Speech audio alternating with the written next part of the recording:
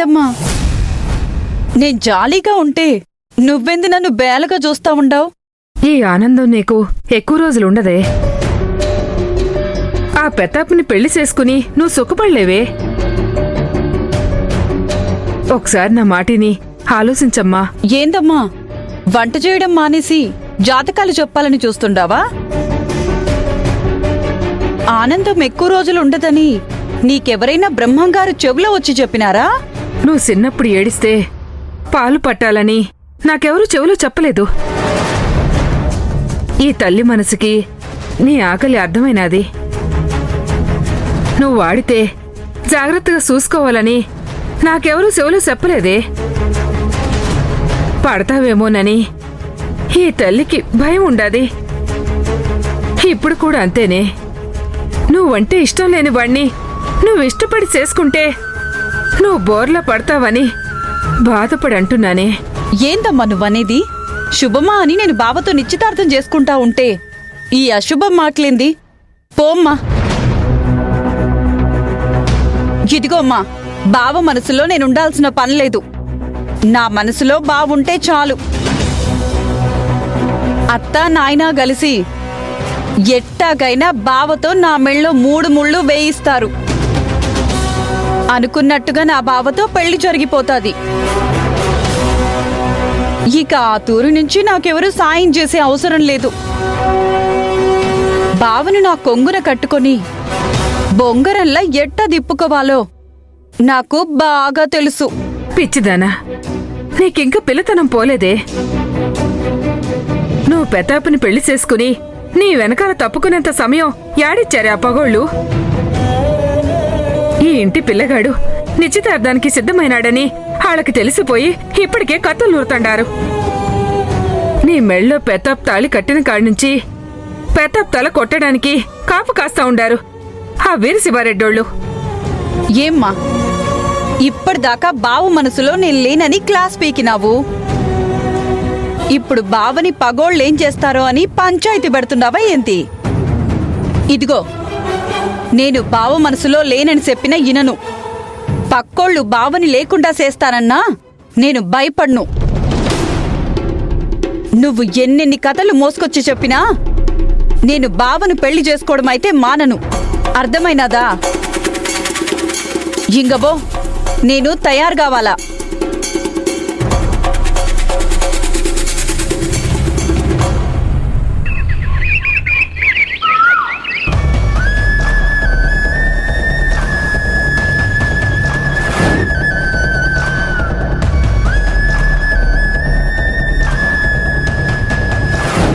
ప్రేమగా పెంచుకున్న కొడుకైనా ప్రేమలో పడ్డాడు అంటే కొడుకన్న విషయం కూడా మర్చిపోయి నరికేసే నాన్నలు చాలా మంది ఉన్నారా ఈ ఊర్లో.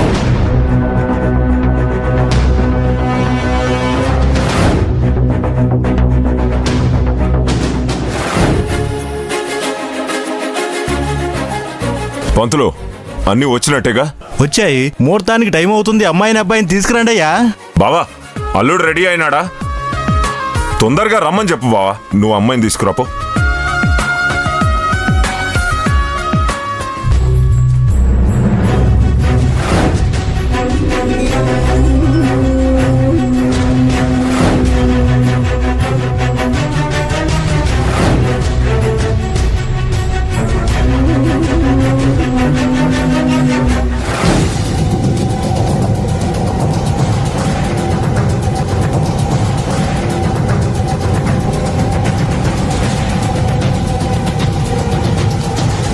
బావా, తొందరగా రా బావా.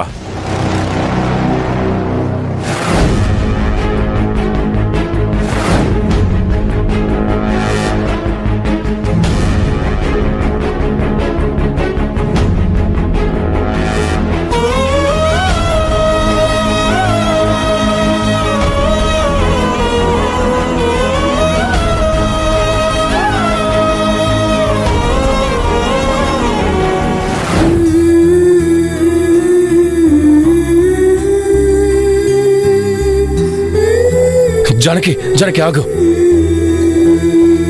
నువ్వు ఆ ఊరు ఎందుకు పోతా ఉండావు? ఈ వేళ ప్రతాప్ నిశ్చితార్థం జరుగుతోంది. అయితే ఏంది? ఆ ప్రతాప్ గడికి నిశ్చితార్థం జరిగినా పెదానం జరిగినా వెళ్లాల్సిన పని నీకేంది? వాళ్ళేం చేసుకుంటే మనకేంది, ఆడేం చేసుకుంటే మనకేంది? నిశ్చితార్థానికి రమ్మని ఆహ్వానించారు. ఆహ్వానిస్తే పోవాలని ఏముంది? ఊళ్ళో చాలా మంది రోజు చాలా ఫంక్షన్లకి, పెళ్లిళ్ళకి, పేరెంటాలకి, సావులకి, తద్దినాలకి పిలుస్తూనే ఉంటారు జానకి. వాళ్ళు పిలిచినారని అన్నిటికీ పోతామా ఏంది? అవసరం లేదు. పద, మన ఇంటికి పోదాం. రా జానకి. లేదు, నేను నిశ్చితార్థానికి వెళ్లాల్సిందే. మళ్ళీ వెనక్కొచ్చి మాట్లాడతావేంది? పోయి ఏం చేస్తావు? ఆ ప్రతాప్తో నేను పోగు చేసుకున్న జ్ఞాపకాలు కొన్నున్నాయి. అవి నా దగ్గరే ఉంటే మనసుకి కష్టమవుతుంది, గుండె బరువెక్కుతుంది. అందుకే వాటిని అక్కడ వదిలేసి వస్తాను. నువ్వేమో వదిలేసి వస్తానని వెళ్తావు, కానీ ఆ ఇల్లు, ఆ ఇంట్లో మనుషులు అవతల వాళ్ళని వదిలిపెట్టే మనుషులు కాదు జానకి, విషనాగులు.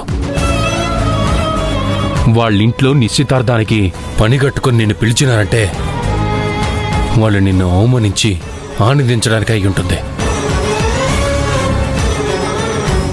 అది ఆలోచించి ఆగిపో జానకి. నా మాట విను. ఆడికి పోయి బాధపడమాక. పోనీలే అన్నా, ఏదో బాధ చెప్పుకుని వద్దామనే కదా ఆ ఆమె కూడా చెప్తా ఉండేది. పోయి రానిలే. ఏందిరా, వద్దని నేను ఇక్కడ తిప్పలు పడతా ఉంటే పోనీలే అని నువ్వు సపోర్ట్ చేస్తా ఉండవా?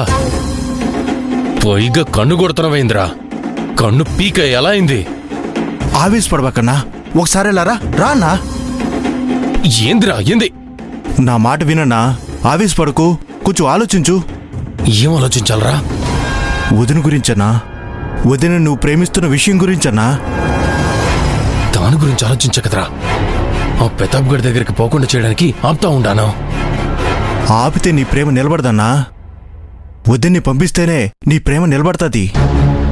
నువ్వు ఎట్టా చెప్తున్నావురా? ఏముందన్నా, ఇప్పుడు ఆ ప్రతాప్ గడి ఇంటికి పోయిందనుకో, తన కళ్ళ ముందే తను ఇష్టపడినోడికి నిశ్చితార్థం జరుగుతుంది. అది చూసి వాడి మీద ఉన్న ఇష్టం మొత్తం పోతుంది. అక్కడ ఏదన్నా అవమానం జరిగిందనుకో, ఇక జన్మలో ఆ ఊరు దిక్కు గాని ఆ ప్రతాప్ గాని గాని ప్రాణం పోయినా తిరిగి చూడదు. అప్పుడు వదిన నీదే కదన్నా, పూర్తిగా నీదే అవుతుందన్నా. నిజమేరో మల్లేషు, ఈ ఆలోచన నాకు రాలేదురా. నువ్వు గ్రేట్ రా. నువ్వు నేను జానకితో మాట్లాడతా.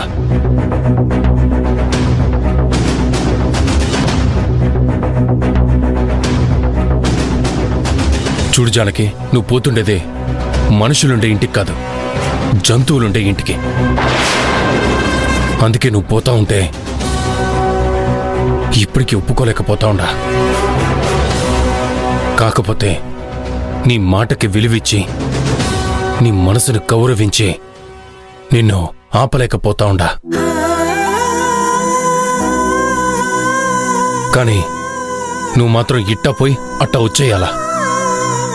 లేదంటే అక్కడ ఎవరు ఎట్టా ఇషం కక్కుతారో నీకు మాత్రం తెలియదు. లేదు, అక్కడే ఉండడానికి అదేమైనా మా అమ్మ పుట్టినిల్లా. ఎలా వెళ్తానో అలాగే వచ్చేస్తాను. సరే, జాగ్రత్తగా పో. నీకు ఏ అవసరం వచ్చినా ఆపదొచ్చినా నేనున్నానని మర్చిపోకు. పోయినాక ఫోన్ చేయి, చిటికలు ఆడ వాలిపోతా. ఏంది? అలాగే. పో.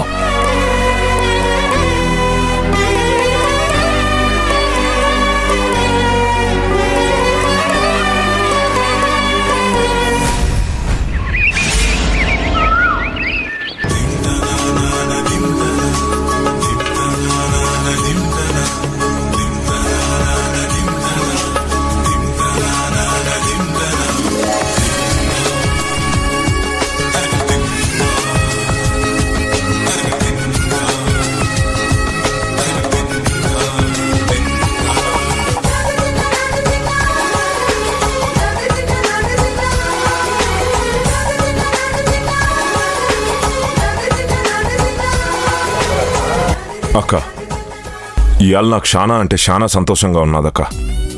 చిన్నప్పటి నుండి నా బిడ్డ ఈ ఇంటికి కోడలవుతుందని తెలుసు. ఆ సంతోషం ఇన్నాళ్ళు ఉండింది వేరు, ఇవాళ కలుగుతున్న సంతోషం వేరు.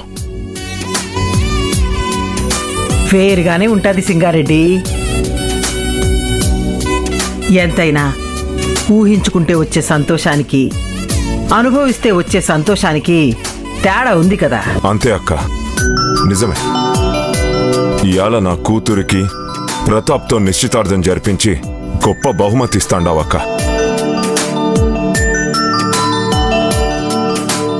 అక్క, నాకు కూడా పెద్ద బహుమతి ఇస్తుండావక్క. నీకు తెలిసిందేలే బావా, ఇయాల్టి నుండి నువ్వు నేను బావా బామర్దుల నుండి ఇయ్యంకులం అవుతుండాం కదా, దానికే అంటుండాను.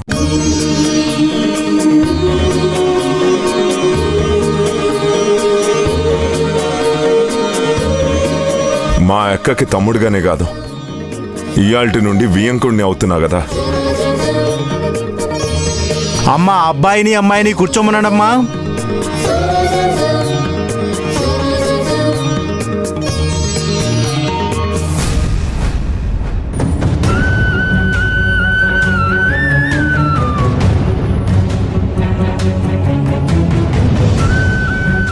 ప్రతాప్ రెడ్డి, పంతులు చెప్పింది వినిపించట్లేదా?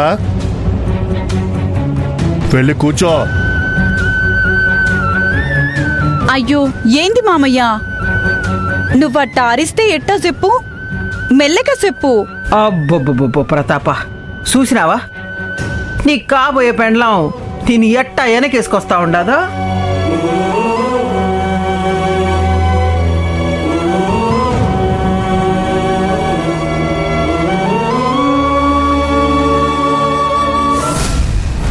ఏందక్క అల్లుడు, ఇప్పుడు కూడా ఇట్నే ఉంటే ఏం బాగుంటుంది?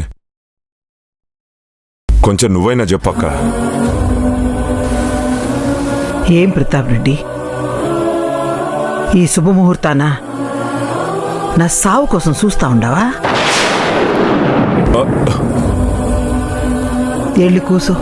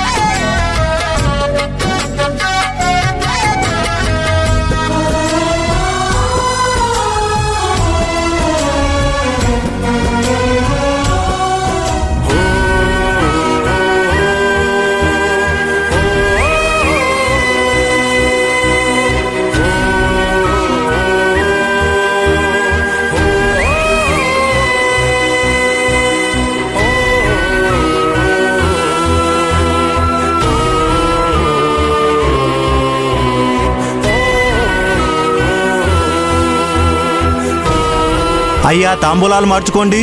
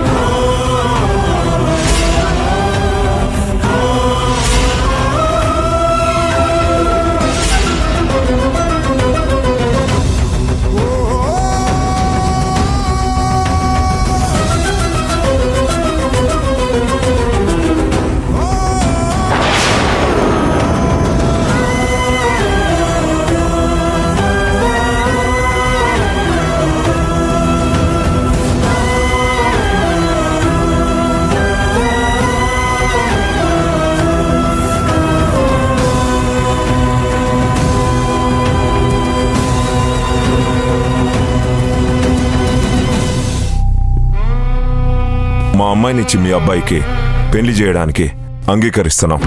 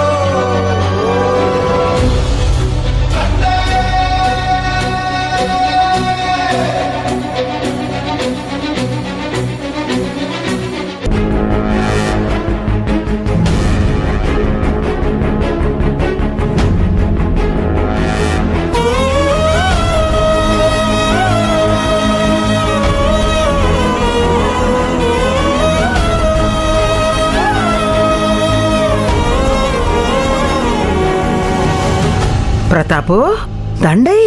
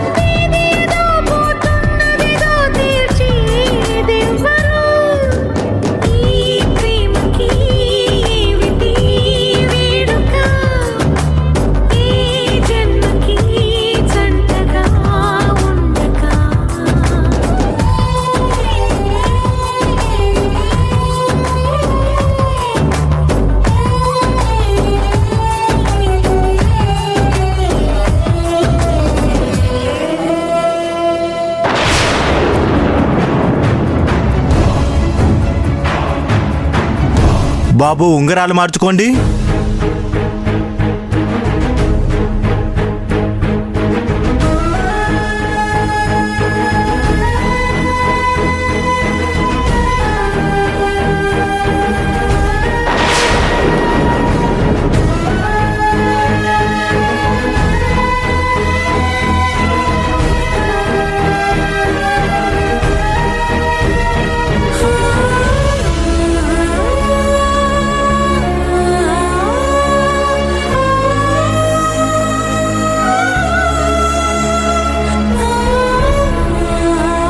తొడుగు బావా.